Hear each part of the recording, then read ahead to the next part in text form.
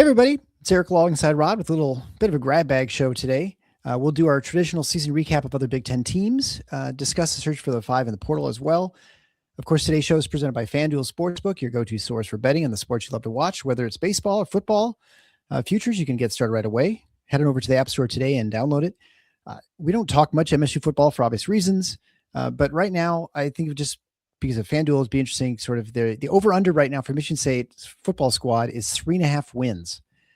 What do you think about that line? I mean, personally, I think if Toledo and Eastern Michigan, which you presumably are, wins, that means you really only need to squeeze out 2 more Big Ten games in the next 10, right?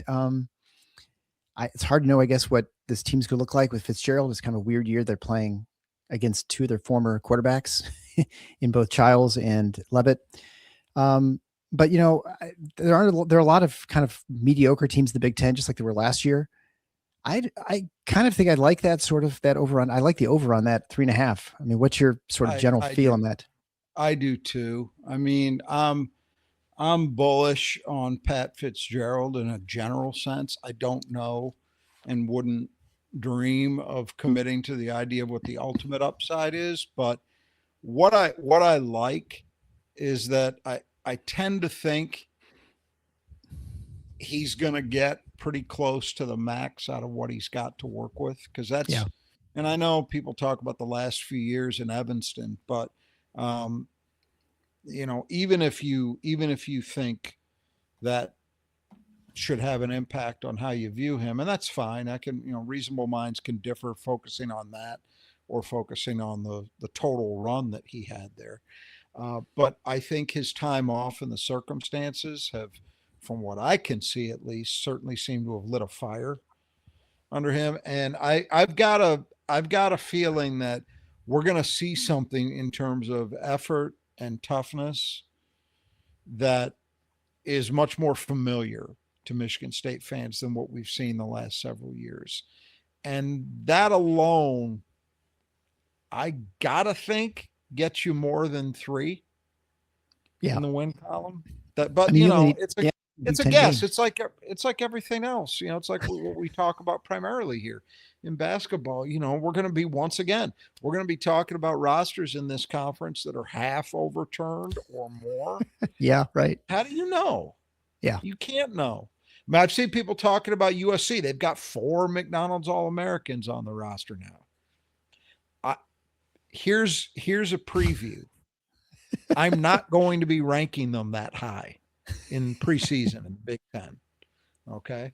Right. And so but that's the thing. Might they luck into it, all the pieces fitting? Yeah, maybe. But it's so tough. But it's so tough to evaluate this stuff, except that I'm pretty convinced we're going to see that much. We're going to see much more effort, a much higher level of toughness than we've seen. And if we do see that, I just have a feeling that's going to equate to more than 3 wins. I don't know if that means 6 or 7 and you get to a bowl game for whatever the nothing that's worth these days. But I don't know if it means that much, but I think it's going to be more than 3 wins. Yeah, no, I agree with you. That would basically, I haven't even looked at the non-conference yet. I know Notre Dame's back on, I think, this year. It's Toledo and Central Michigan and Eastern Michigan are the 2. So those are 2 wins. Okay, so that's 2. Yeah, because Toledo lost their coach, and that's not going to be the same thing it would have been. So that's 2. Is it just 3 non-conference games? And then 9 teams in the league. Okay, yeah. So that's 2. Tell me they can't get 2 Big Ten wins somewhere. I'm going to assume that they can. Yeah, no, I think so too. I mean, it's like most things. There are going to be some games that are going to be close that can go either way, but you think they're going to be competitive at least in probably more than all but maybe 3 or 4 of those Big Ten games. And that's by saying this is someone who, it's impossible to sort of get any sort of gauge, like you said, on what this roster is, what they're going to be doing. I mean, you assume their defense is going to be better with Fitzgerald, but then, who knows when it comes to Portland, who knows what the other teams are. We make crapshoot guesses on what's going on in the Big Ten in basketball. And that's much easier to handle sort of a 5-man team, versus 11 guys on the field, or 22, I guess. So it all seems obvious about 6 weeks after the season starts, just like it was for basketball. Like, well, obviously this is the equation that worked. Well, it wasn't obvious, 2 months before the season started. It just seems obvious afterwards. And then you kind of forget about the teams that are that are has-beens. So anyway, it'll be interesting to follow, obviously, and you can head over to FanDuel if you want to try and play some money on that. See if you think that Michigan State's worth more than 3 wins. Hearty congratulations to the winners of the Tiff Knots NCAA Tournament Bracket Challenge. First place, Bracket Dom. Second place, Parker Marsh. And third place, not sure. It's the mysterious Harp CAMD. So Harp CAMD. Still hasn't gotten back to me. If you are that person, please, you should have something in maybe your spam mail or something like that for whatever email you use for Pool Host. Check it out. Get a hold of me so we can get your prizes. All, of course, coming from our great sponsor, Nudge Printing. All right, let's get into a little bit of portal talk before we talk about the season recap from the other Big Ten teams, Rod. And we'll begin with who's gone. And so I think this will just be a quick discussion, just because I think there's been a lot of discussion about, who's Michigan State's going to get, who they need, who guarantees a national championship, blah, blah, blah. We'll begin with Flory Bidunga, who is, of course, someone that Michigan State had recruited before. He was came out of Indiana. He ended up at Kansas. He left, and he has now joined Louisville's squad along with another Big Ten player, Jackson Shellstead, who we're not going to talk about, but former, I guess, point guard, we'll say, from Oregon. They're both going to end up Louisville, and they both made a pretty penny doing that. So I'd say guard. Guard, yeah. I think that's probably more accurate. So anyway, Bidunga is gone, so he's obviously not going to be the Portal 5 that Michigan State's going to get in the portal. But it was a weird circumstance of him leaving Kansas, and I know you pointed out before, this is a guy who Kansas really wasn't trying to hold on to, and he's worth I don't know how much did he get in supposedly like $5 million or something like that? Well, the word is that the package deal, and you don't know, but the word is at the package deal, he and Shellstead had the same agent. So the word was that the package was worth 9 total. My assumption would be that was not a 50-50 split. So sure. I would assume Bidunga at least got 5, maybe he got 6. Yeah. He was clearly the number one guy in the portal this year, because centers are always going to be overvalued because there are fewer of them. Yep. And he's, to give him his due, I think you would say he is proven absolutely as a defensive player, for sure. And from that perspective, what he provides defensively and to some extent as a rebounder, he'd be exactly what you'd be looking for at Michigan State, let's say, because he played at one of the few places in America that actually has roughly similar expectations of their bigs. Bill Self doesn't always play hedge coverage that, aggressively defending pick and roll the way Michigan State does, but he does do that when he's got guys that are capable of it. When he has a Hunter Dickinson, he doesn't. Yeah, right. That's the main difference between he and Izzo. Izzo will never compromise on that. Self will. But Bidunga would fit that way. Michigan State, there was never any interaction on this front, never. And I think it's largely because, one thing for sure, they were not going to pay the price tag. Yeah. On this one. I tend to think if it's true, as has been suggested, that for whatever reason, he and Shellstead were kind of joined at the hip, well, Michigan State was never going to be interested in Shellstead. That was never going to happen. So, that would kill it dead right there. But they were never a factor in it, even though they recruited him in high school, even though he's a Midwest kid. You raised, though, the thing that I've posted about on the mag several times, and it continues. I don't actually think it's a mystery, but because nobody's talking about it, it tracks as a mystery. And that is, why did Kansas, of all places, a program that, blue blood as they come, we know financially they're supported to the hilt. Yep. Why didn't they even try to keep this guy?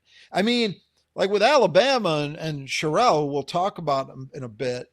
My understanding is Alabama did make an offer. It wasn't anywhere close to what he eventually got.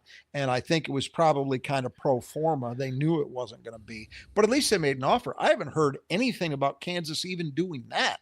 Yeah. With Bidunga. They just let him go. So that should, if you're thinking about this, should beg the question. He's a highly regarded guy in a general sense. Kansas is one of the best supported programs in America in every respect. Why didn't they put up any kind of fight to keep him? Nobody's saying. Yeah. I can guess. My guess is that one way or another, Bill Self decided he'd had enough. Now, Bidunga went into the portal last year too, and then came back to Kansas. So maybe it's as simple as, well, fool me once, maybe. But I tend to think it's not just that. Yeah. I don't think it would just be that. I think it's probably something, because here's the thing. Even though Kansas has operated very differently than Michigan State over the years, there are some similarities between the way the programs operate. Not across the board, certainly, but once guys are there, Bill Self has tended to be a guy who demands a lot out of his players. It's not an easy place to play, as I understand it. And they've generally had pretty good harmony on their teams. They've also been a place too, kind of like Michigan State. Kansas never went heavily into the one and done market when that was a thing. Kansas generally had, if you think about it, remember Perry Ellis, who people thought had been there for 15 years. They had a lot of guys like that. They were a developmental program. They really were. I know people don't necessarily think of them the same way they think of Michigan State, but it is true if you really look at it. But Michigan State's had exceptions to that too. Sure, yeah. I talk about Josh Jackson, I said Jaron Jackson. There's a handful, both places. The thing is, this year at Kansas was really strange. I'll say the last few years, honestly, because if you remember a year before that, or 2 years running, we went into the portal, had Hunter Dickinson and a bunch of other guys, didn't really work. It's the last 3 years have been the worst of Bill Self's career at Kansas, easily. And I wouldn't have predicted that at the start of this portal stuff. I would have figured, well, Kansas is going to get it right. They've struggled to get it right. And so maybe it's specific to Bidunga. Maybe it's generally we kind of got to clean house a little bit to get this thing back on track. I don't know, but something's up. Yeah. Something that has not been publicly articulated is why that happened, in my opinion. Now, would Kansas have paid him whatever Louisville paid him? I don't know. But I've never had the feeling that Kansas was a program like Michigan State, for example, where you could look at some situations and say, not their kind of party. Like, it's never felt that way for me with Kansas. So when they're not making that kind of move or even fighting to keep him, say they got outbid, but they still made overtures. They didn't even do that. Yeah. So something was up there, but that was never one for Michigan State.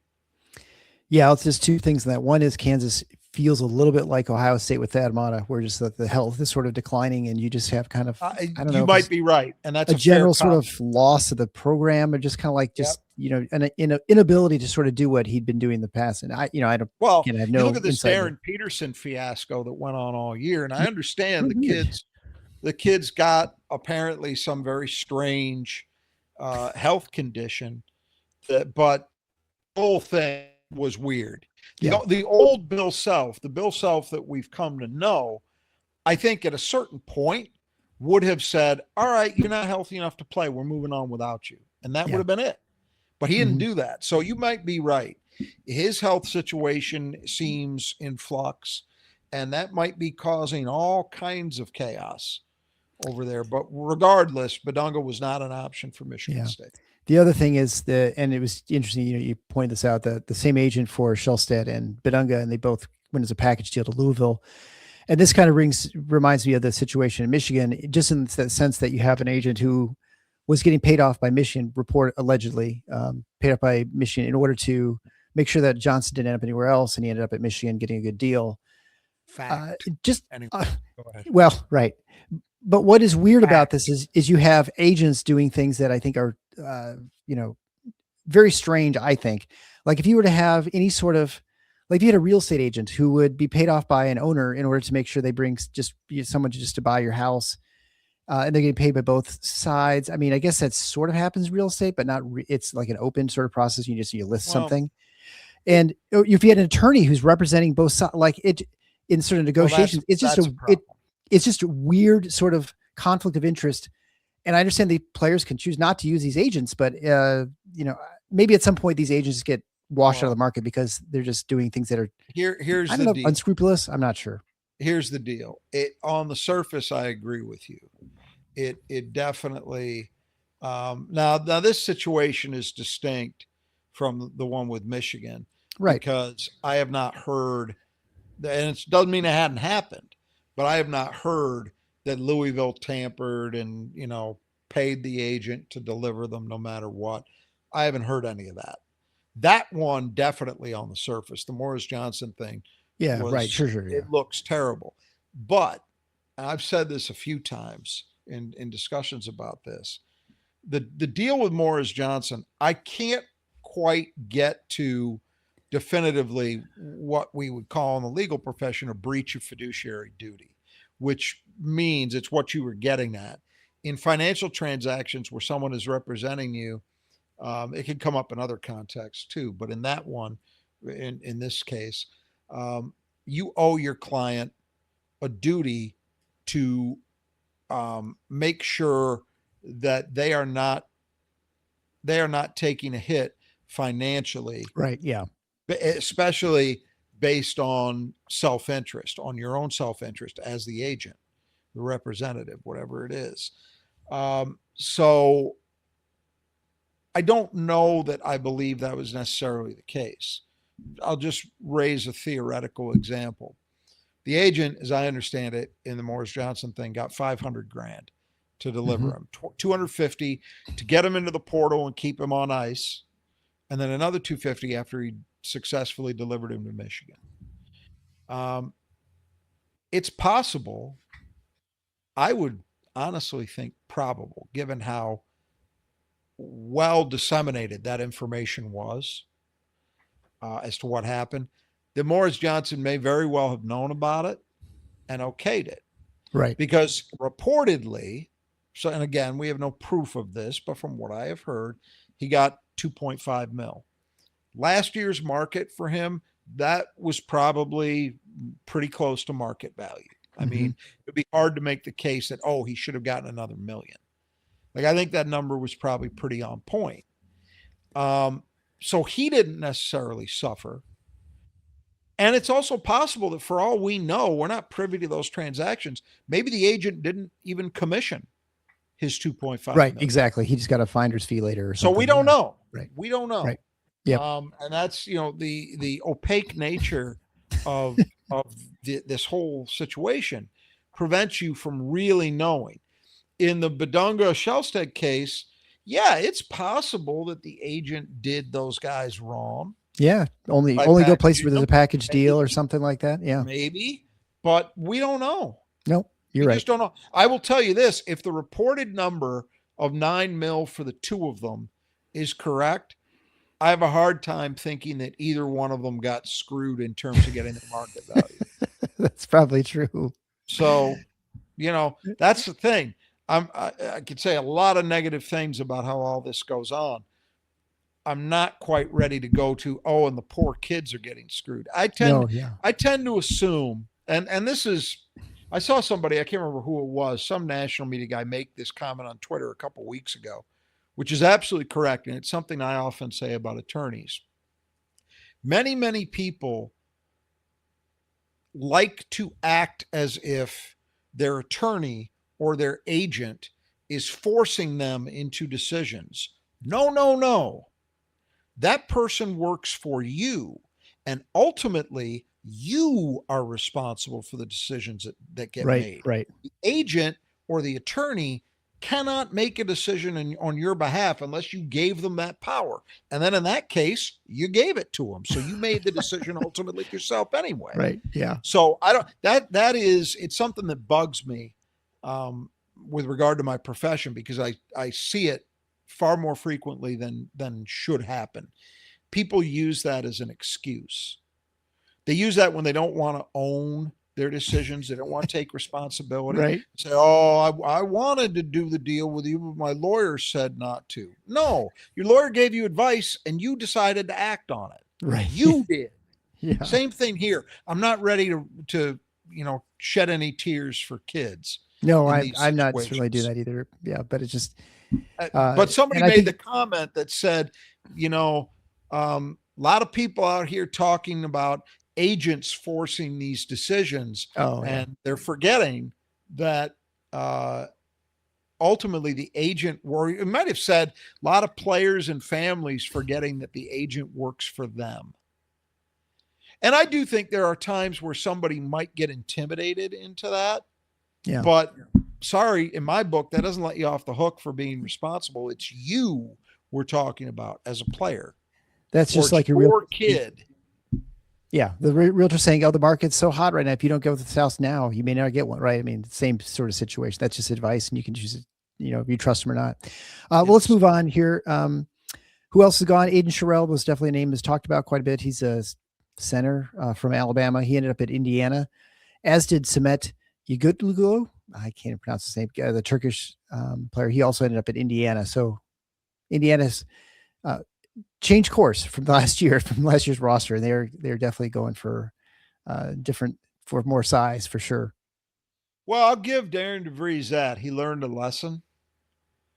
He's not rolling out a mid-major sized team next year. I don't have a lot of faith that it's going to produce dramatically better results, but we'll see. Yep. They spent some money. With those, let's start with Sherrell. Yeah. So there's been a lot of consternation among certain segments of the Michigan State fan base. I will just tell you candidly, and I can't prove it. If you choose not to believe me, that's your business. But I was very well prepared if Sherrell had committed to Michigan State had landed him to be doing an episode here where I was going to tell you that I did not think this moved the needle for Michigan State in the ways that the needle needs to be moved to win a national championship, get to a Final Four, win a Big Ten title, all of those things. Right. Aiden Sherrell is a talented offensive player, although maybe not even as good as people might think. I mean, he shot 34% from three last year. It's a good number-ish. Yeah. Not great. As a rebounder, he averaged 6 boards a game, but when you look at the minutes, you look at that, I don't think he's a plus rebounder for a guy his size and at that position. He's okay. He's not a Michigan State rebounder. Defensively, I think he's a horror show. And right. Unlike other guys, you could see a theoretical player where the production and even the execution wasn't necessarily great, but you could look at the tools and say, that's a guy that's got a chance to get better. Yeah. I don't know if I believe that about Aiden Sherrell. He was out of shape, in my opinion, at Alabama. So you could say, well, Michigan State will get him in better shape. Yeah, they probably would have, but isn't that a red flag that it happened in the first place?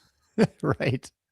Yeah. And I don't think he's particularly athletically gifted. We're not talking about Jaren Jackson here, folks. We're not. I mean, I've seen enough of this kid play. Look, the obvious reason why he was this was such a big deal in certain Michigan State fan circles is that he's from Detroit. In fact, his brother played high school basketball with, give you another name from the blast from the past that didn't go the way it should have, played with Romeo Weems at New Haven. Oh, yeah. School. So that's a few years back. But he's from Detroit. He was a highly regarded player that Michigan State did recruit coming out of high school. And he's a name that people know because he played for another high major team. That's all fine. It's doesn't do a lot for me, I have to tell you, as a reason to get up in arms. If they would have brought him in, okay, I would have defaulted to, I guess Tom Izzo believes he can get more out of him. And we have seen Tom Izzo make decisions like that from time to time over the years. I would say it about Jackson Kohler. Jackson Kohler did not have the physical profile you would normally expect of a Michigan State big man. And Yeah. Tom Izzo, I think, believed that he would correctly pegged his work ethic, and that they would his work ethic combined with their teaching would get him to where he needed to be a productive player, and it did. But there are times where that's missed too, where it Right. hasn't worked. He's taken guys that didn't really fit the mold for various reasons, and they didn't quite get there in the end. That has happened. I suspect Sherrell might have been one of those if they'd ended up with him. In the end, I've heard, and again, can't prove any of this. I've heard Indiana paid close to $5 million for him. Whew. If that's accurate, and I have no reason to believe it's certainly not directionally wrong. The specifics might be slightly different, but I don't think it's directionally wrong. That would create a problem. And I know there's a certain segment of people that don't want to hear this and want to believe that paying a guy like that as much or more, in this case, I think probably more than you're paying, say, Jeremy Fears, for example, that shouldn't create a problem. That you can believe that, you can cite examples so you're blue in the face. It doesn't matter because Tom Izzo doesn't agree with you. He just doesn't. I'm not guessing at that. I've heard him talk about these things. We've seen by his actions he doesn't agree with that. And I know through other people who are much closer to it than I am that it's legitimately something he thinks about and is not going to run the risk of disrupting his locker room. You can believe he's wrong. You can think there's another way. All of it. Doesn't matter. Don't care. It's irrelevant. And so that's just the way it is. So at a certain point, reportedly, Michigan State bowed out of the running here. Didn't end up, in fact, getting a visit from him when one had been suggested as being imminent, and then it did not happen. Right. So that all tracks with the general thrust of the story as it has been presented.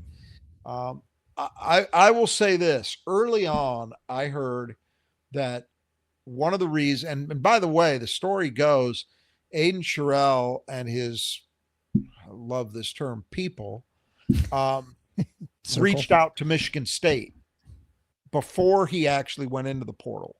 So this was not, he goes in and Michigan State says, hey, man, we recruited you a couple of years back. Let's start the conversation back up. No, it started, Aiden Sherrell contacted Michigan State. But I'd heard that one of the reasons was he understood that he had defensive deficiencies that needed to be addressed if he was going to have the kind of professional career that he wants to have.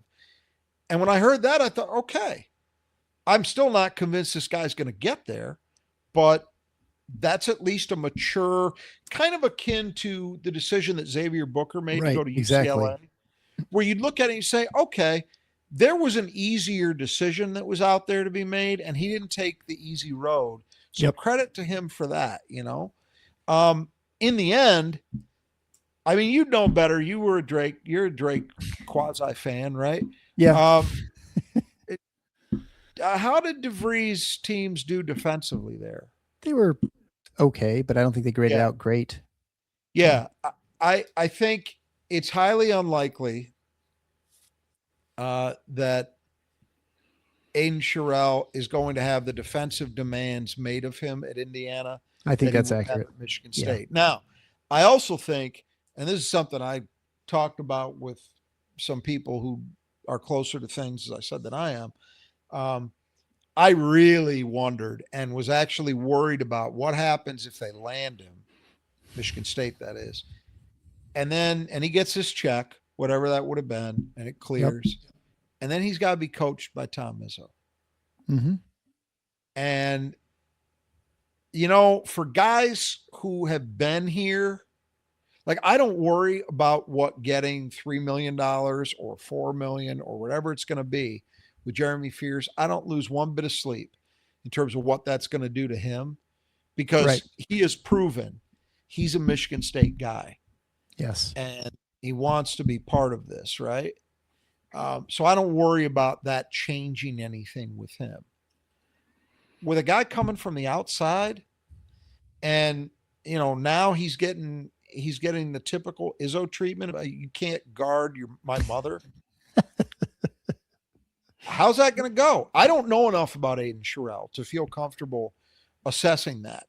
But I think it very much was an open question, and one that would have concerned me unless and until we got definitive proof that, hey, it's not an issue. He's bought in. He's fine with, taking tough love, to say the least, and learning. We just don't know. And I don't think he's going to get that treatment in Indiana. I have no reason to believe that he will. You look at how they're going about things, sure doesn't look like that kind of party to me. No. And worse yet, for as much of an issue as I think Sherrell has defensively as a 5, it seems likely, because of the other pickup Indiana made, that he's going to play a lot of 4. Yeah. I have no idea what has convinced them that can work. None. Not defensively. Offensively, right. Yeah. But, and there's another point too.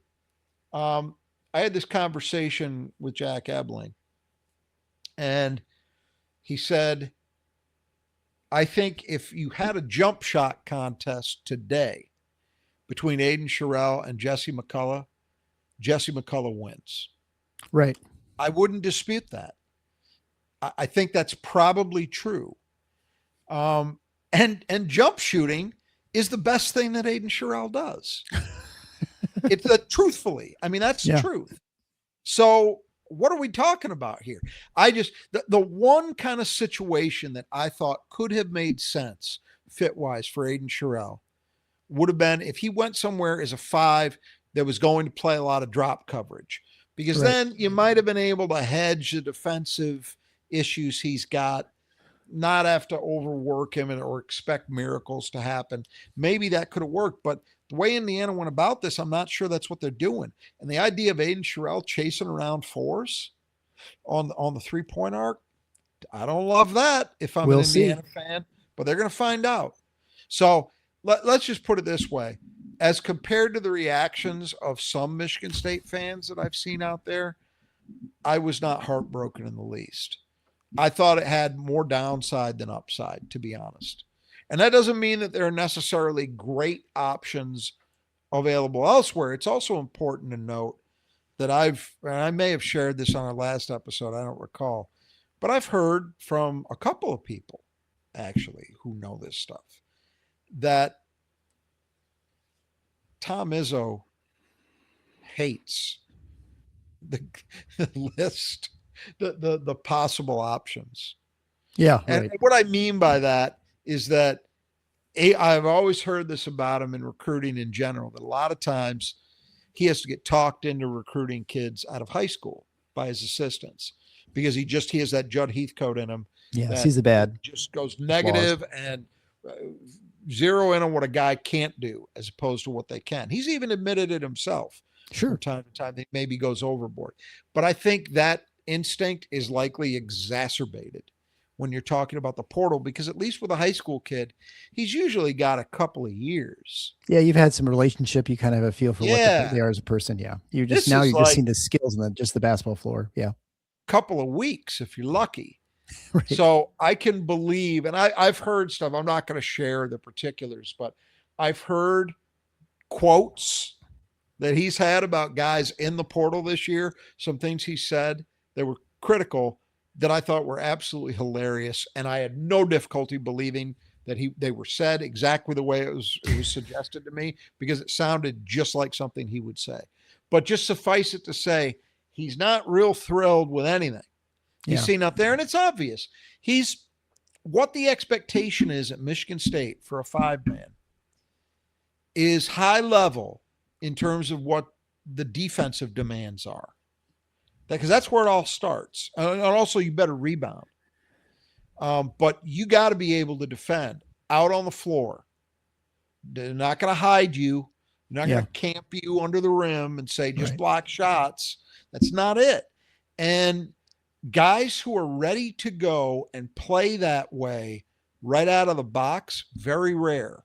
That's why the Carson Cooper path is the more standard one at Michigan State, where somebody gets better every year. And they were recruited because they had certain traits that suggested that with time, they'd get to where they're at. When you think about how many teams in college basketball ask of their fives defensively what Michigan State does, that's a vanishingly small number. Yeah, exactly. So it's not like you'd say, well, this guy played the way that we play, more or less. You know, that's why Bidunga was a rarity, because that was the closest thing you were going to find. But I think there was other stuff there. Yeah. Went into no interest. Well, and as I mentioned to Samet, you get a glue. Also, I can't remember where he was. Was he at SMU? SMU. Yeah. So he ended up in Indiana as well. He's more of a traditional five in the sense that he's not a stretch threat. Not at all. A big kid. Yeah. I will say this. At first blush, I thought, well, there's another guy who's got no chance of guarding at the level Michigan State wants to. I will say, I saw a couple of clips, and I don't like relying on those. They always score. They always score. Well, I'm talking about, so that's the problem. Yeah, right. It's always most of the highlights. That's all you're seeing. You might see a blocked shot. Right. Big deal. Blocking shots is about 10% of what Michigan State needs out of a big man for possession to possession, you know? But I did see a couple of instances where it looked like he actually was capable of moving okay. Not Carson Cooper, but better than I thought at first blush. So I thought maybe there's a chance that this guy might make some sense. As you said, there's no stretchability at all that he's demonstrated. Right. He did a pretty good job as a scorer and rebounder in the ACC, you know, so not bad in terms of the competition level, not quite Big Ten, but good enough. But he apparently didn't want to visit anywhere, like refused. South Carolina, who was reportedly the leader on him, their coach went to visit him last week in Dallas. And then whatever it was, 3 days after that, I guess, he commits out of the blue to Indiana. Michigan State had been mentioned with him, and I haven't heard this directly, but I suspect that the deal was, we'll come on a visit and then we'll talk numbers, et cetera. And he just decided he didn't want to do that because, best as I can tell, he didn't visit anywhere. So, you know, interesting times. Okay, OKG, probably not based on that. But this is the thing. This is all part of the problem, is you're trying to get to know a kid over a week or days. It's ridiculous. Yeah. You can't possibly do that. And so that's why one of the reasons, not the only reason, but one of the reasons why you see such variability in these teams that have a lot of portal guys is these coaches honestly cannot, I mean, I will say don't know, because they cannot know what they're bringing in. You don't know. You're signing up a bunch of guys and you're going to throw them together starting in June or July, and you're going to hope. Yeah. I guess if you have it lined up 4 months ahead of time, it might be different, right? I mean, that's if you've been sort of sometimes you draw the straight flush. Right. Michigan did. It worked. There have been other teams over the years, you know, the Kansas State, the year Michigan State lost in the Sweet 16. You know, sometimes it works. A lot of times it doesn't. And that's, you know, I can already hear, because this has been a line that I've seen promulgated by some segment of the Michigan State fan base. Nobody's asking for Michigan State to be like Kansas State was. It's just one guy. Well, in Tom Izzo's world, I'm telling you, one guy who's a problem is a problem. Yeah. Oh yeah. Right. The whole deal. So that doesn't change anything. The money involved doesn't change anything, because he believes that has knock-on effects with the rest of your locker room.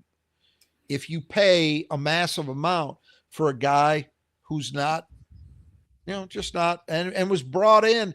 I've seen people say, well, how much did Xavier Booker get versus what he actually produced and compared to other guys who almost certainly didn't get as much? Yeah, but Booker wasn't a guy that was brought in from the outside in that same way. Right.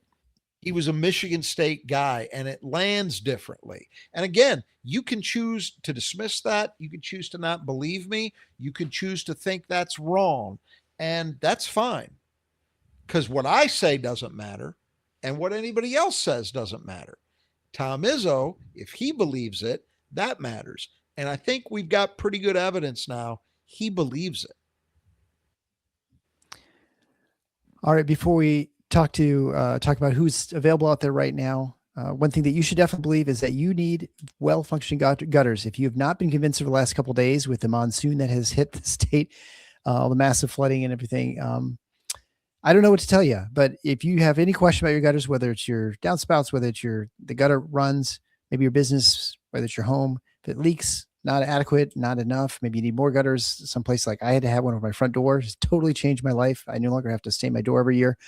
Head on over to the brush that adjusts your gutters.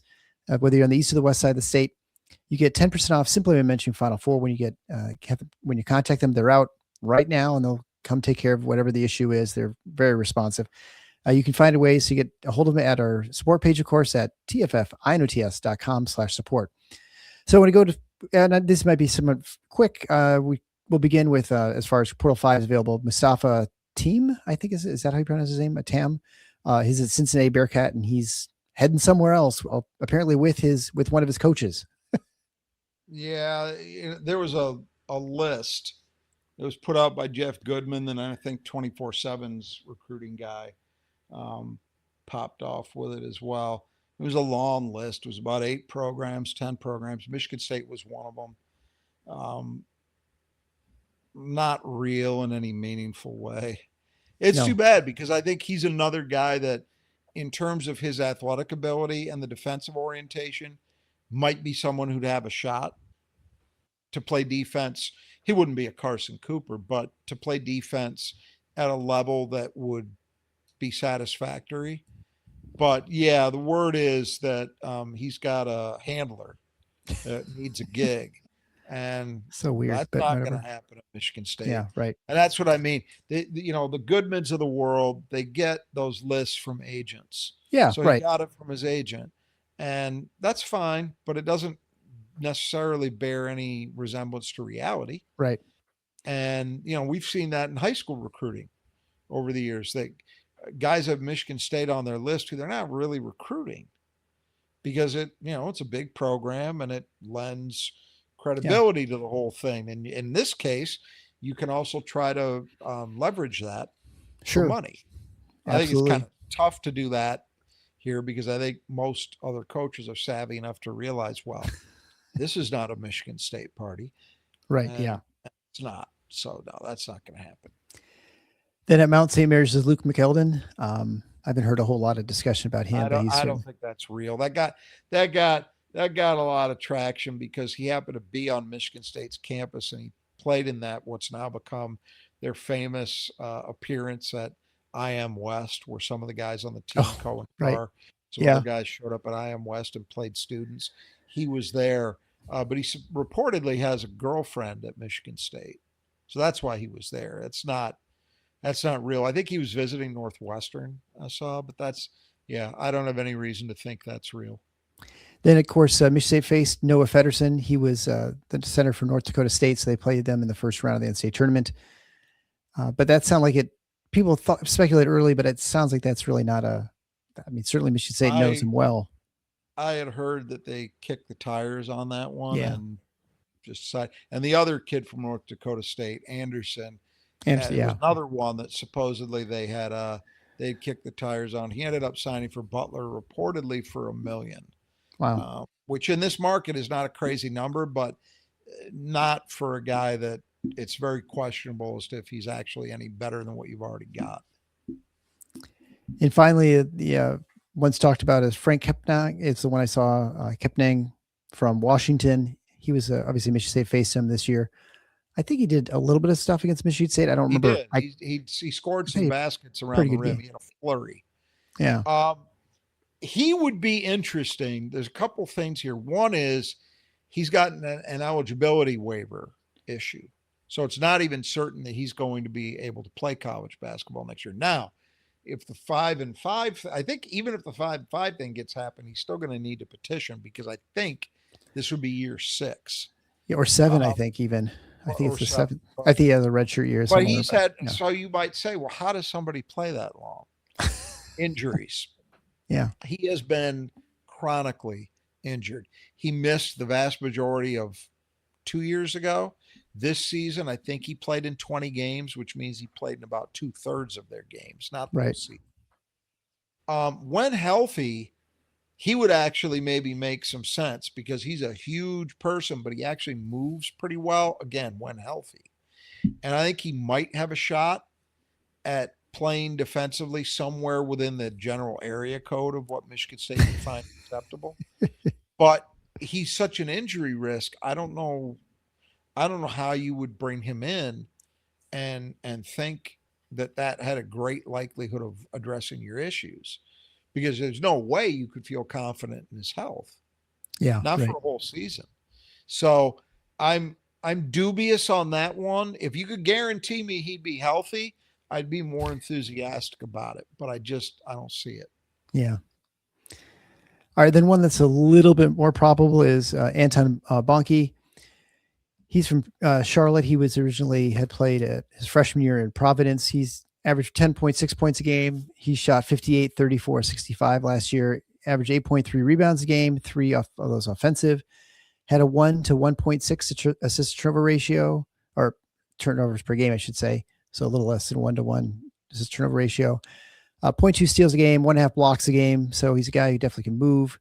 And the reason we mentioned him sort of specifically is because he, of course, is coming to visit East Lansing. As far as I know, as of what we're recording this Thursday afternoon, he's going to be landing sometime tonight, and then he'll be visiting tomorrow with the staff.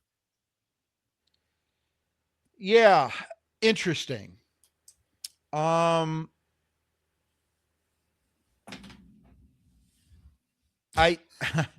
was on Jack's show yesterday, and I said this, and he agreed.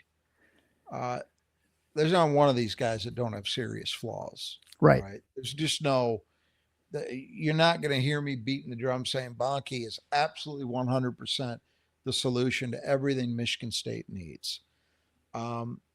He is, I'll go through the positives. He's huge. 7'2", right? 270. He can actually shoot. He shot 34% from 3. So he actually shot a tick better than Sherrell did. And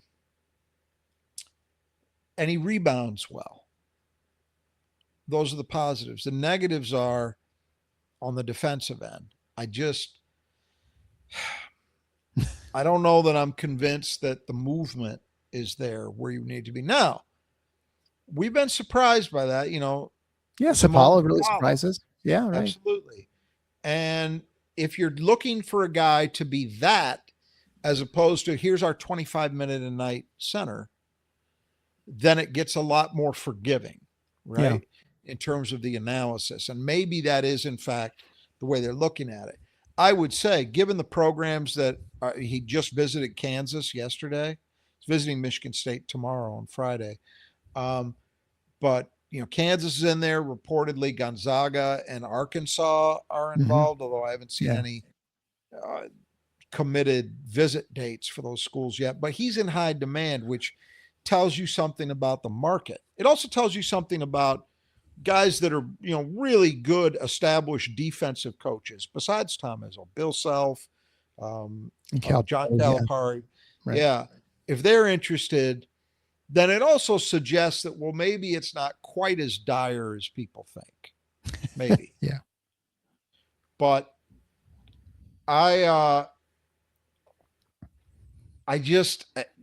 we'll have to see. I mean, I'm not negative on it in the sense that if they decide this is a guy that they think is worth adding and he wants to come, okay, you add him to the mix. But am I am I really, really leaning toward him being a great answer rather than maybe a piece of an answer? Probably not. That's my Yeah. guess. But I could be wrong. And again, I'm going to default. People think it's a cop out, but it's facts. I'm going to default. If I see something that looks questionable to me, I'm not seeing it, but Michigan State decides to do it anyway. I'm going to assume that far, far, far more often than not, they're right, I'm wrong. Because that's the truth.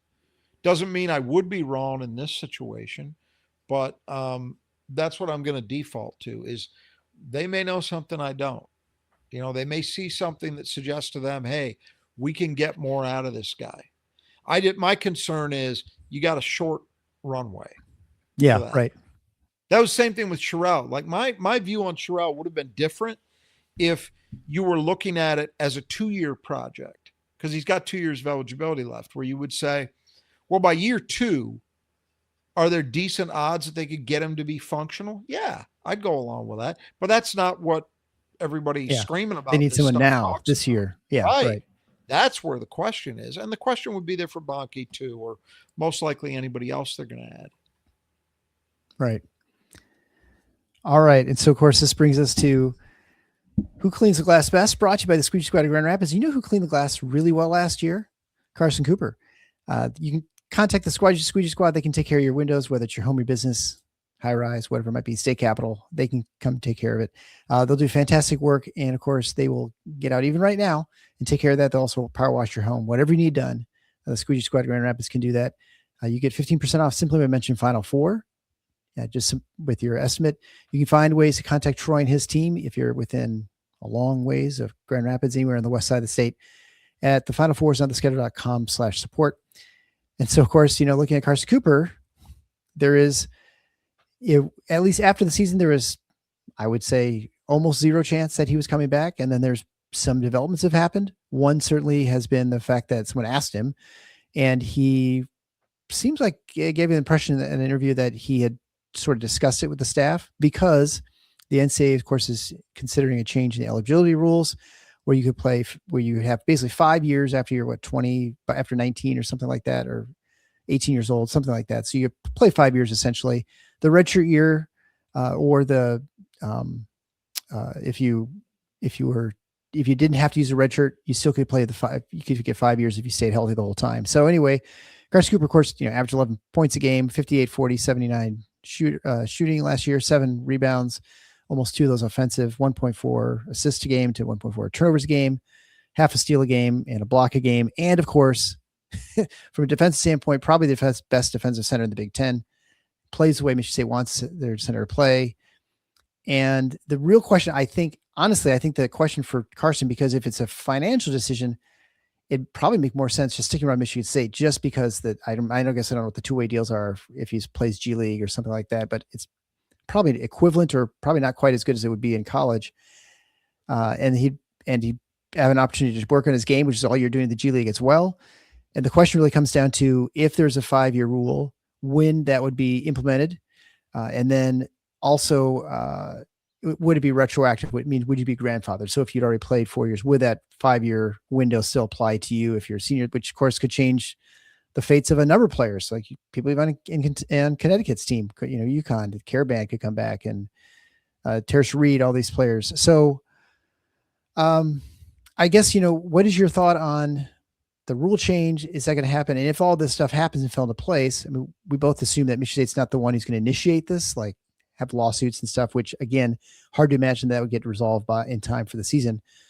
But what do you think that I guess the whole situation with Carson lands at this point? Well, let's start with the rule. So right now we've got a few things going on. We've got a Trump executive order that I believe is set to go in effect August 1st that speaks to this 5 and 5, right? Mm-hmm. The NCAA is currently discussing that, which suggests that it is possible they might just go ahead and authorize that, make that the law of the land sooner. Right. because I think we've talked about it here. I've been a believer that this was inevitable. Yeah, right. I honestly, and look, I suppose there's room for reasonable disagreement, but I'm not convinced by any means that there are any age or years enrolled types of restrictions that would ultimately withstand legal challenge. Right. Which by which I mean, why not 6 years? Why Oh yeah. not 7? All very, very possible. Um, so I think that we could see which way the wind's blowing on this. Where I've been convinced we were going to get 5 years anyway. I know I talked about it last summer. Yeah, right. We And did. I'm no less convinced that it's going to happen. But you've correctly identified what's at issue in Michigan State's particular case. And frankly, in a lot of others. Timing. Yeah. So in Carson Cooper's case, he and Jackson Kohler are at the Portsmouth Invitational this week, which is a kind of like a college all-star type setting that has long been used as a scouting opportunity for the NBA. Right. It's kind of a relic in some ways, but it goes to show you the fact that he got an invitation. No surprise, he's obviously on people's radar. I don't think he gets drafted, but I can't rule that out because especially the back end of the second round can get Right. weird. Sure. And I've been saying it here for a while. I am absolutely convinced Carson Cooper is going to play in the NBA. Now, when that happens, how long he's there, that's all very open. But my take on it is when you have his size combined with his athletic gifts, that is what the NBA is about. Now, they also care about things like, can you stretch the floor? Those things matter too. But we've seen Carson make improvements in those areas. I'm pretty convinced Carson Cooper at 25 is going to look different than he did this season. Yeah, I But agree. in some ways, in others, he'll be just as good, which is the stuff that I think is going to be most likely to get him shot. Yeah. Mm-hmm. So that's how I see the issue here is timing. If they don't get a decision on this until late summer, well, he's probably well down the road. At that point, he's gone through the draft, whatever that produces, either drafted or not drafted. I'd be very, very surprised if he does not get a summer league invite from somebody and that he's got an opportunity to play in the summer league. And if that goes well, he absolutely could have I could easily see him on a 2-way contract. Right. With an NBA team. So if all that unfolds by, say, late July, if it comes down in August that this is now viable, is he going to do that? Is he going to decide, nah, I'm going to shelve this bit for a while and I'm going to go play at Michigan State for another year? I would tend to think not. If it comes down earlier than that, then I think you got a real chance. I don't know if you mentioned it. This all came about a couple of days ago as a result of an interview that he did. Yeah, it's an interview. Yeah. Mm-hmm. Locked On. Yep. And it was the first time I had heard him say that he was interested, because when this question had been asked during the season, and keep in mind, it was very much a hypothetical at that point, more so than it is now. His answer, I believe, had been, yeah, I've kind of done my time in college. Right. Yep. Well, he was singing a different tune in this interview. And he said it's something that he has discussed with the Michigan State staff. They're all kind of keeping their eyes, as he put it, they're keeping their eyes on it to see what Congress does. So Michigan State is like you've seen in some of these instances, like where Alabama was involved with trying to get Charles Bediako additional eligibility, despite the fact he played professionally. Yeah. You're never going to see that with Michigan State. They're not going to be leading the charge to push the envelope. It's not happening. But if the rule changes and then it's all of a sudden kosher.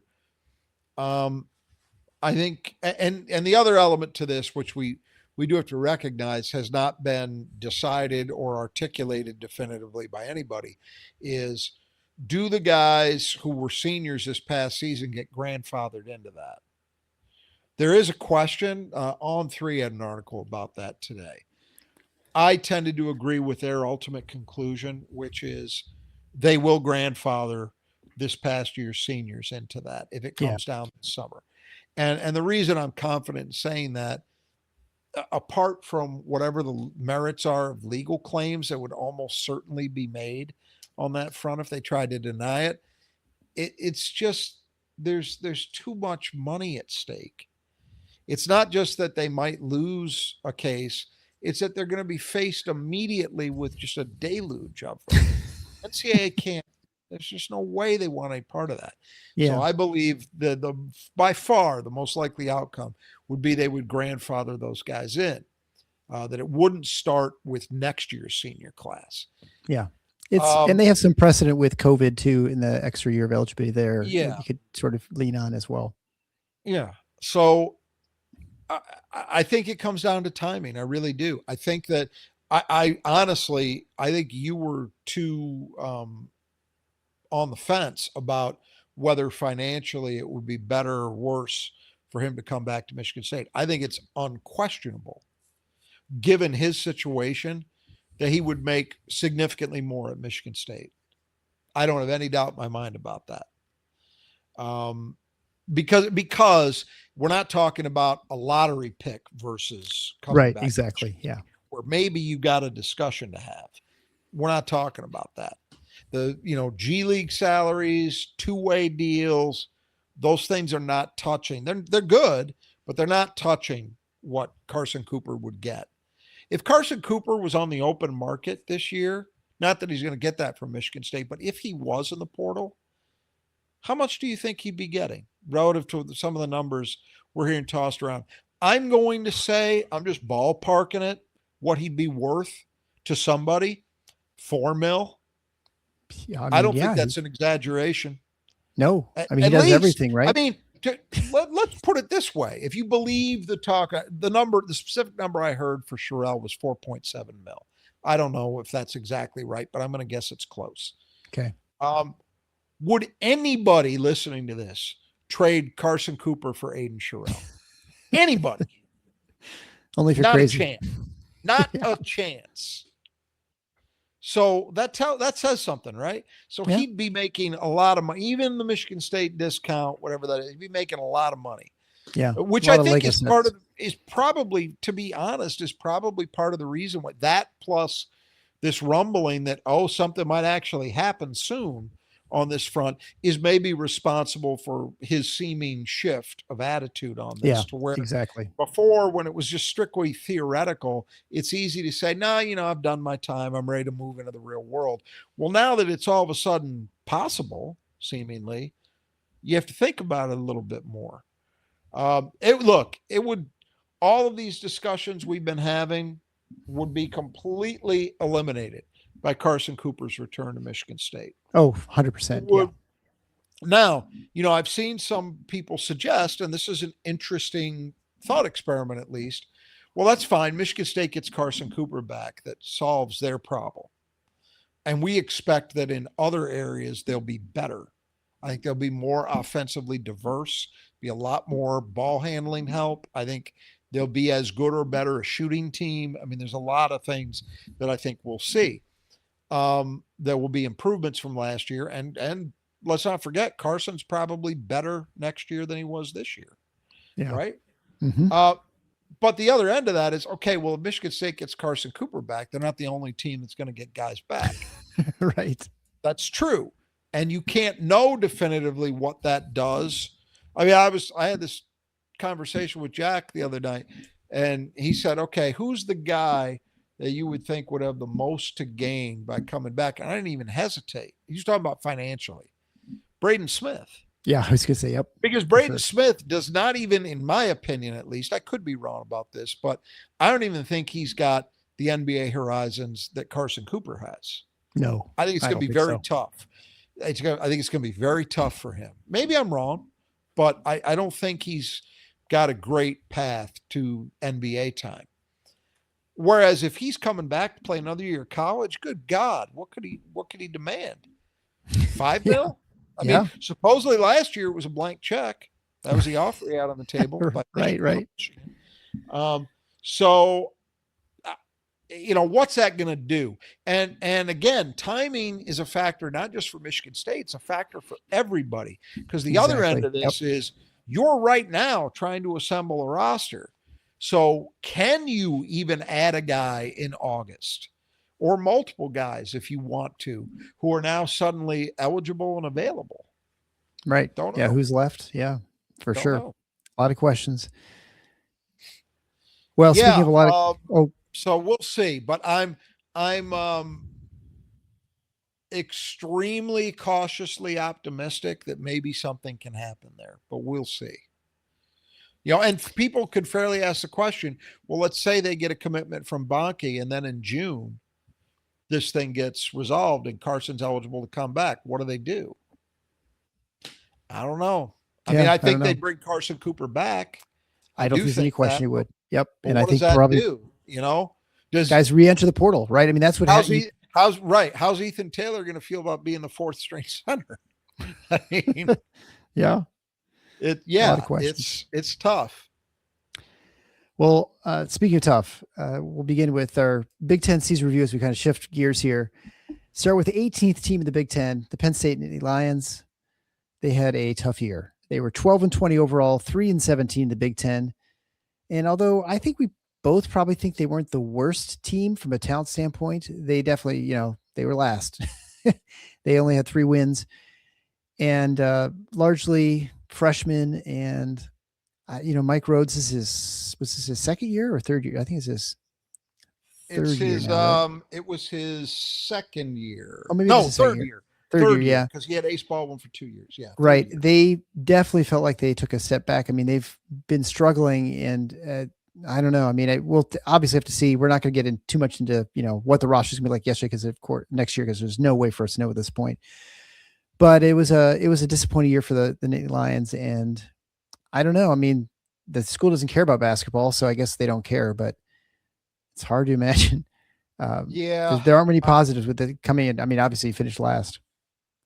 They're really it was rough, but I give him credit, but we're already seeing some of the problems with this. What I give Mike Rhodes credit for, and I think we talked about it during the season, is that he didn't go the way that so many of these guys are going in terms of trying to build a roster and just, hey, I want to load up with 9 portal guys. He did that initially when he got there because he didn't have a choice.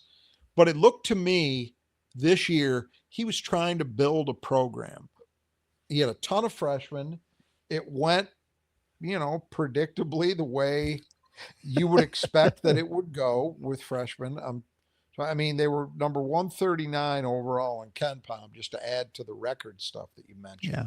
They were truly a horror show defensively at number 230, which, again, freshmen are going to get you that often. They were 93rd offensively, so not great by any means, but, okay at that end. But the problem was always going to be, okay, this is great. In theory, you can really get behind it. Add young guys, keep the core together, and become a developmental program. But if you're not Tom Izzo or Matt Painter, that's hard to do. Yeah. And he's already...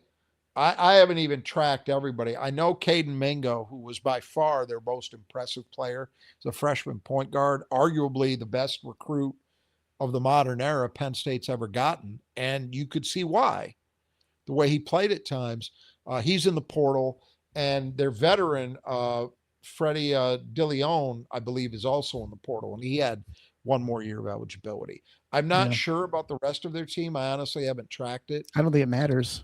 How many other guys in the portal? Well, it's tough because you've lost your 2 best players. Yeah, I mean, you're developing, but you're not developing the best players. So, yeah. I feel for him. I really do, because it looks to me like he was trying to do, because Penn State's, you mentioned the lack of support.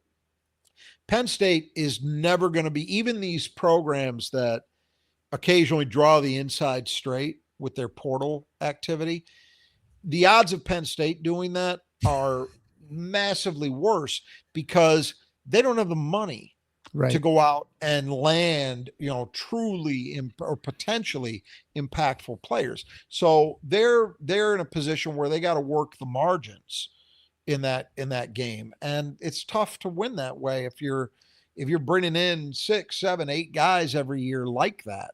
Really hard. So I give him a lot of credit for saying, nope, I'm not going to play that game. I'm going to try to build this the same traditional way we've always done it and see if I can hold on to guys. But that's the problem. And I know we talked about this during the season as well. The test of it was going to be, okay, that's great. Philosophically, I'm down with it. Can you hold on to them? Yeah. And thus far, it's looking like that's posing a problem.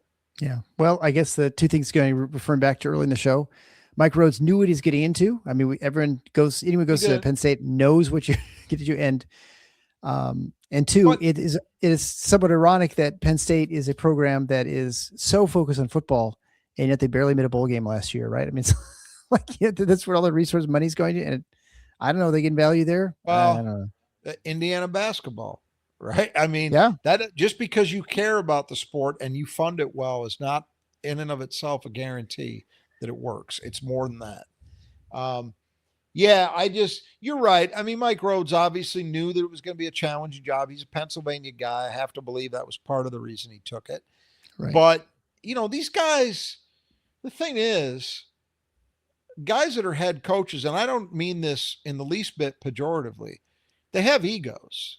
Oh, yeah. I can do it here. And anybody who's capable of landing a Big Ten head coaching job has some reason to have an ego. Yeah. Well, they've done something professionally, right?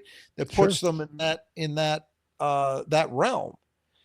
And so I'm going to guess that Mike Rhodes figured, I know the challenges. I know it's not going to be easy, but I think we can get it done. I'm sure he did, because there have been a lot of other guys. Hell, Micah Shrewsbury took that job, and he did kind of get it done. Yeah, right. He still left. So. All right, well, let's move on to our next team, of course. The 17th place team, the Maryland Terrapins, which was a surprise being that bad. No one expected this. 12-21 overall, 4-16, so just only one game better than Penn State. And especially when Farrell Payne went down early in the season, it just seemed like any chance they had to sort of win at anything, they were just really, really bad. I mean, they came in Breslin Center, and it was questionable whether they actually showed up and got off the bus, and because they just got destroyed. The majority, I don't think this is an exaggeration, the majority of mid-major non-conference games that Michigan State plays in November and December every year are more competitive than that one was. Absolutely. Yeah, they were. Buzz Williams, and I don't just mean the final score, I mean everything. Yeah, it was a shit show. Losing Payne was a blow, no doubt about that, but that wasn't. Yeah, they were bad before. I mean, they just got worse. Yeah, they were. They were outside the top 100 in both offense and defense. And I can tell you that if you're a Big Ten team that's sitting in that position, you might end up 17th. You're pretty bad.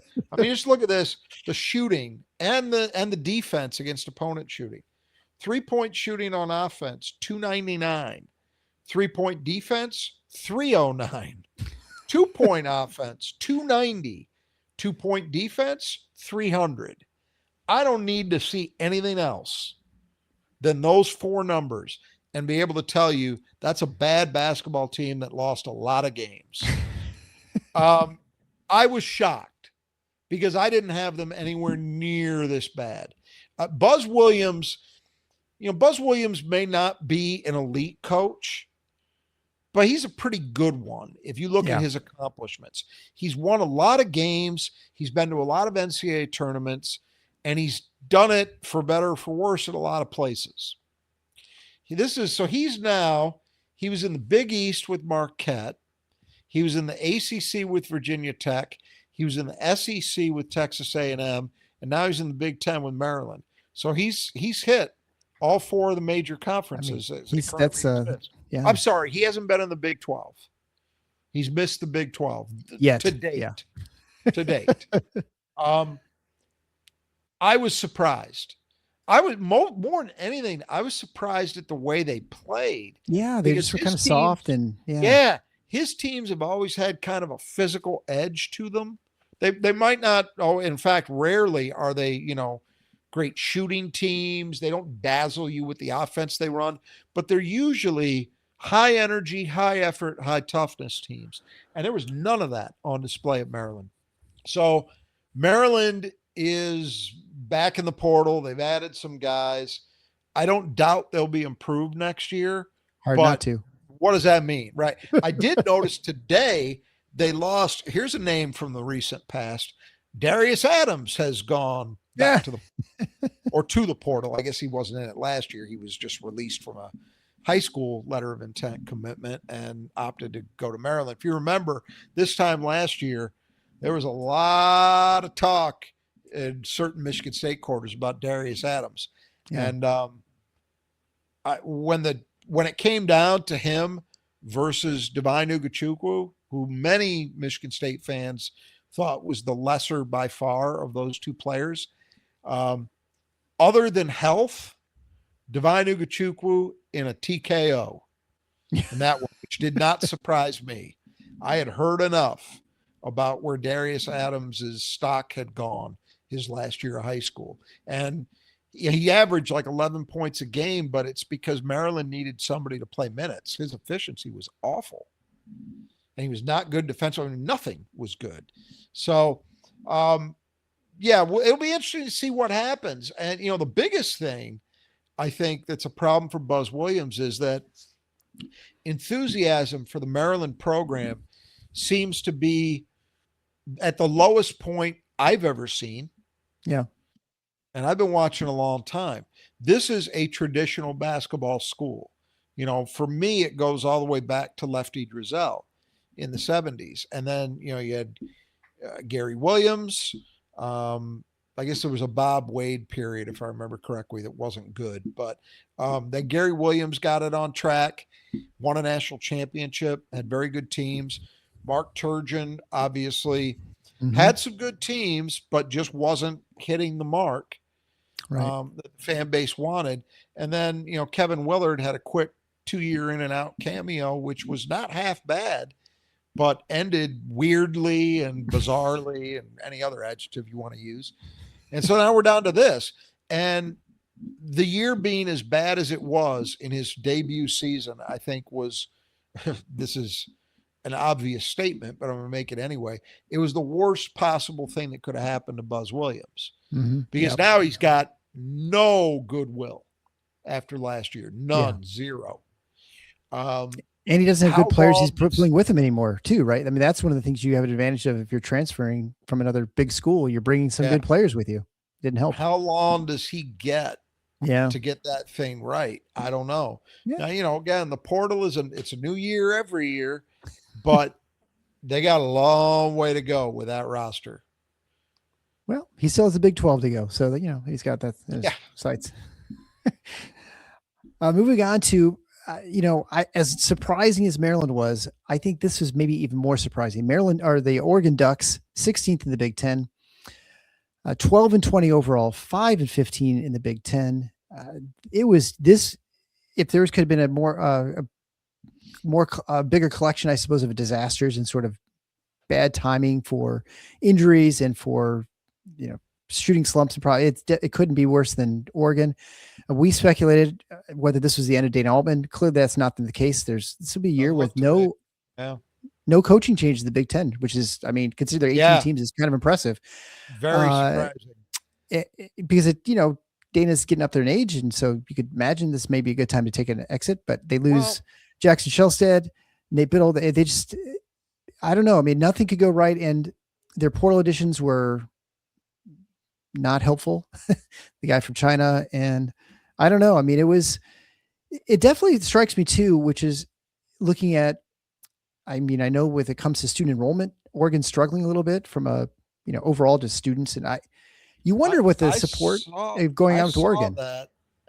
Speaking to that last point, I saw yesterday on social media, I saw a link of a The letter from letter that the president or the chancellor sent out. So you saw the same thing. Yeah, same thing. That their enrollment numbers are in real trouble. And I've been feeling for a few years now that demographics just tell the story here. Yeah, they're eventually going to, and we're not going to, and we're clearly not in an environment where you're going to be able to import your way out of that problem with, ever increasing numbers of foreign students. We're not with the current president either. We're not in that situation anytime soon.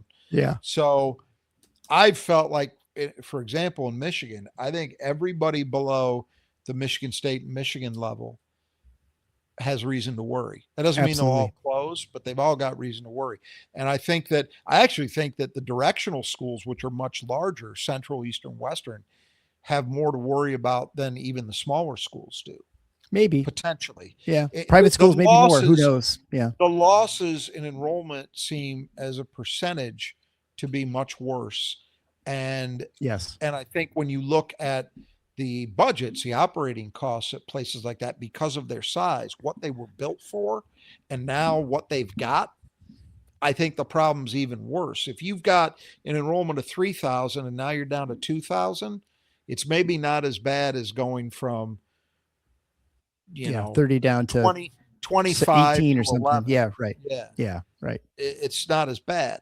But in any event, we'll see. But the Oregon thing is interesting because I really was starting to get convinced. Like, why does Dana Altman need this at this point? But some guys, and I don't fault him for this. If this is him, it's like if that he doesn't know what he'd do with himself in retirement, he just wants to keep coaching basketball, and they'll let him. Okay. Yeah. I mean, I never thought Oregon was going to fire him. I just thought they might say, hey, maybe it's time, and he agrees, and then you kind of get your gentlemanly departure that way, but not the case. He's lost his top 3 players from 2 years ago and this year to some extent, I guess. Biddle is done eligibility wise, although again with 5 yeah, right. Exactly. And Shellstead has already transferred to Louisville, and Kwame Evans, who stayed there 3 years, is going to be somewhere else. He's in the portal. I don't think he's decided yet, but it's interesting. They've added some guys. I'll be honest, I haven't locked in to who they've added yet. I don't think they've added anybody who's a big name. They haven't added any major kind of lateral power 4 kind of transfer. It's been guys who are stepping up, but you really got to wonder at this stage, and to make matters even worse, not that I think this is the death blow, but Nike's in trouble financially from what I understand too. So you do have to want, and I've always felt like when Phil Knight goes, what is that relationship going to look like? Right. I just cannot believe it's going to be the same. So yeah, we're going to find out about Oregon, but it's a shame what happened to them last year because they were never healthy. Shellstead was hurt in the preseason. He came back for a little bit, then he shut it down. Biddle was in and out of the lineup with other injuries. They never had a healthy team. If they'd had those guys healthy, I still think Oregon probably finds a way into the NCAA tournament. I think it was that big a difference. Yeah. Because those are 2 players that are good enough that if you've got those guys, okay, you probably can cobble together enough to sneak in. Yeah. But they were just nowhere close without them. Yeah, of course. Before we get to our final team, the Northwestern Wildcats, let's talk briefly about Nudge Printing. I'm, of course, wearing our logo, a t-shirt. Actually, a t-shirt. Rod, it's actually warm enough to wear t-shirts now. Yeah. Yeah, so I encourage everyone to head on over to the nudgeprinting.com/win. There you can enter a free drawing. I've not yet gotten the prize for this month from Gabe and his team. Of course, you get 20% off simply by typing in TIFFNOTS, that's TFFINOTS at checkout. Great apparel, whatever you might need, whether it's a shirt, a hat, coat, quarter zip, pants. They've got all at Nudge Printing. Super high quality stuff, whether it's our stuff or anything else. You can get it all at Nudge Printing. Great shipping. If you need a fundraiser, they also are great at fabricatedcustoms.com, whether it's an outing just for, or maybe a corporate thing, or just like a fundraiser for your school or Little League team or whatever it might be. Talk to Gabe. They can help set stuff up. They'll do all the shipping. They'll do all the purchasing, so you don't have to collect money. It makes it really easy. We've used it. I used it once for my son in high school. I'd highly recommend you check them out if you're thinking about doing something like that. So again, nudgeprinting.com or fabricatedcustoms.com. So the 15th team in the Big Ten was the Northwestern Wildcats. Chris Collins in his, 18th season or something like that. They finished 15-21. I have a typo there. 5-15 in the Big Ten. So they were tied for Oregon, but they had the tiebreaker over the Ducks. This is kind of where I feel like it's maybe not fair, but when it comes to the NIL, it's going to be, I think, really difficult for Northwestern to sort of get out of this part of the out of the league. Now, maybe they'll climb higher than 15th, maybe just a bad year, but Chris Collins is a good coach, but I feel like their lack of alumni base, their resources, I kind of feel like they're sort of going to end up down and near the bottom more often than not, just because of the difference in financial situation with other schools. You're seeing that start to manifest this year. Yeah. He'd been able to kind of tread water thus far in that regard. I mean, they hadn't been decimated by portal losses. They have been this year. Yeah. So right. You start with they lose Martinelli, who was one of the best players in program history, but that was known. Yeah. Right. But it's all the other guys. I mean, I know just off the top of my head, I know Reed, Page, and Singleton for sure. And I think Crop are all in the portal, and I'm sure I'm missing some guys. Yeah. Their roster's been decimated. For last year, honestly, I was just looking back at it, and this wasn't as bad a team in some ways as the record indicated. They were 60th in offense, 77th in defense. That's not great, but that's not as horrific as some of the numbers we've just been talking about, right? Right. It suggests that, a team could be maybe a little more competitive. I thought all along, I looked at that team and I thought they had enough to really be an annoyance, a problem in the Big Ten. Yep. I wasn't ever convinced they'd be a tournament team, but I thought they had enough to really, pull off a win or two that people didn't see coming. And in fairness, there were occasions that they came close. They were right there most of the game with Michigan before they collapsed late. Yep. Ended up losing by 12, but that was not a 12-point game. But you look at what they did. The wins in the Big Ten, they beat USC, Penn State, Maryland, Indiana, Oregon, Penn State again, and Indiana again. So not a single win over a tournament team. Right. Yeah. That's the bottom line. And that did surprise me. I thought they had enough that I would have expected, especially what do we have, nine teams in the Big Ten in the tournament. Yeah. If you would have told me that at the beginning of the season, I would have figured, well, Northwestern will get at least one win over that group of teams.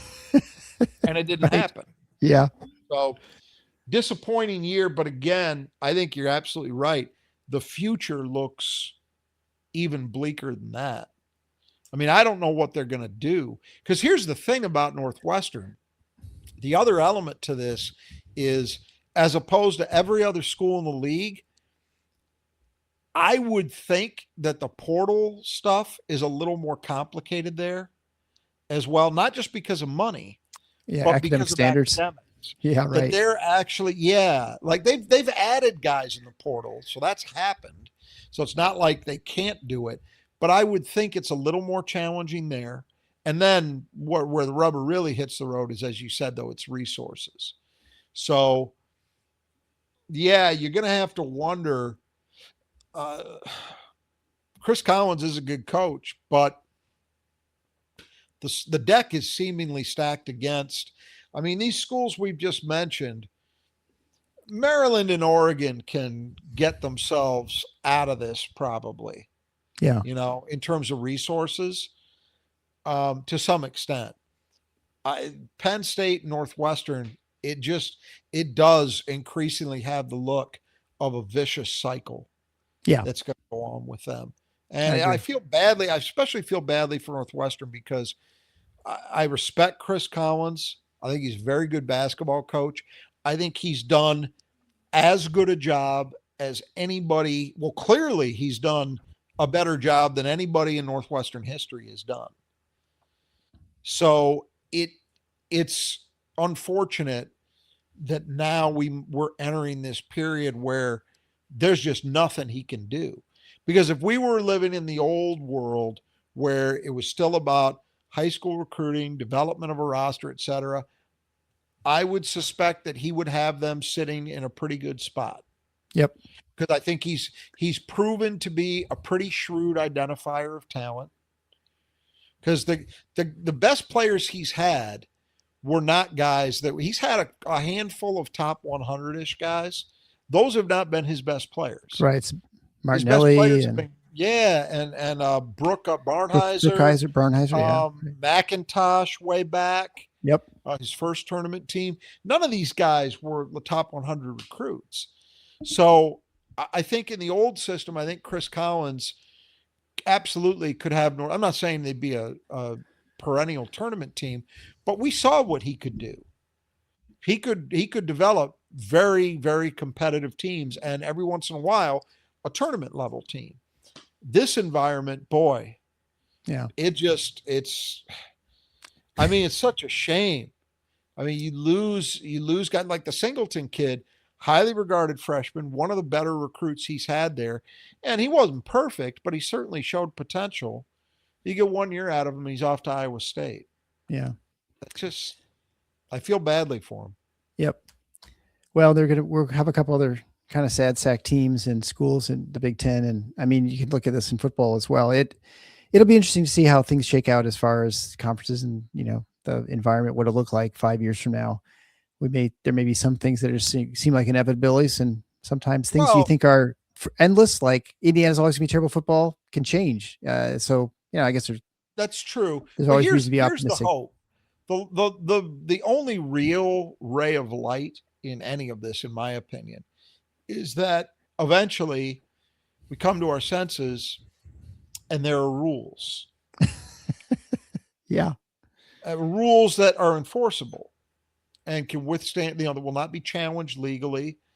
And we all know, I've said it 100 million times on this show, if I've said it once, we know what they are. But in that kind of environment, there is much more of a chance that the Northwesterns of the world, and even the Penn States of the world, could find their way to be competitive again. But in this environment we are in right now, man, I don't see it. Yeah. I really don't. It's a little sad, but I guess, someone's got to be last, but you kind of hate for people to be last for those reasons, right? That's the thing. I don't want to, yeah. And I don't want to, I think you can run a real risk of being made to look foolish if you assign too much import to any 1 year.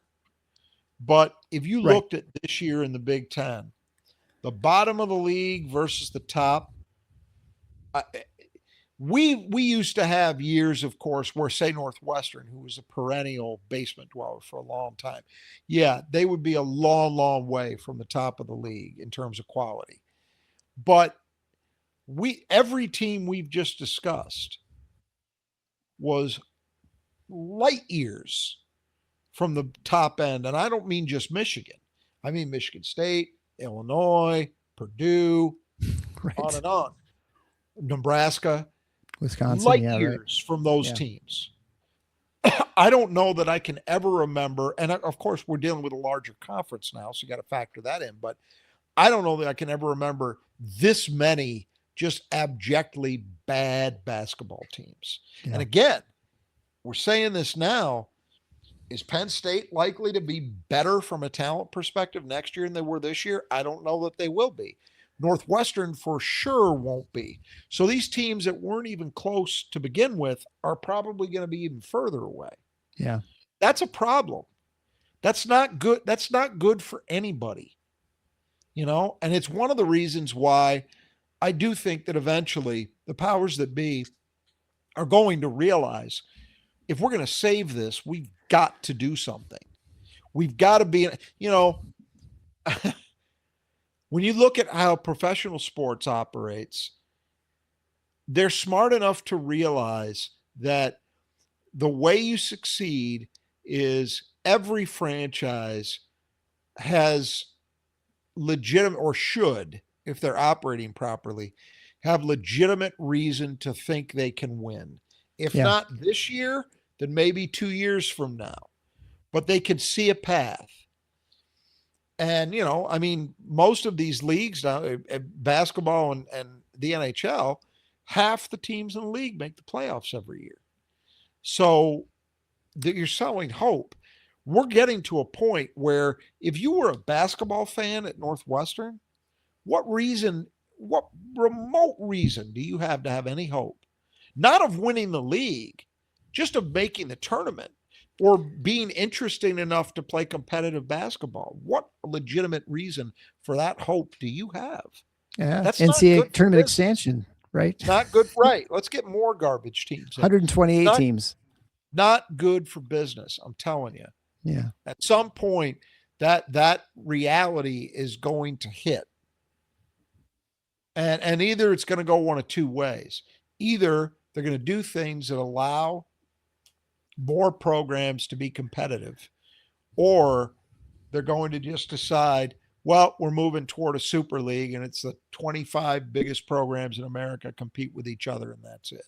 Yeah. It's one way or the other, in my opinion. Yeah, I think you're right. Yeah, and it's we'll see how it turns out. Well, we'll wrap it up there. Of course, you got to get this out quickly before something changes the portal and this all becomes moot. We'll continue with our Big Ten reviews for other teams, and of course, the rest of our summer ideas. We'll talk to some journalists. We're going to talk some more, I guess, about the game in general and sort of where things are. Of course, we'll have a Moneyball update. All those things will be coming up this summer. And then sometime we have to go through 18 teams. We'll start probably the 1st of July on our 18-team preview where you rank the 18 teams. It doesn't actually start in July 1st, but I think it is probably end of July. I think we have to start it because there's so many teams. So anyway, make sure you check out go to our support page at the Final Four on the schedule.com/support. We appreciate all the help you guys give us. You can find links to support the show. Also for our sponsors, Fanduel, Brothers Adjusted Gutters, Nudge Printing, and the Squeegee Squad of Grand Rapids. So until next time, the Final Four is now on the schedule. Go Green.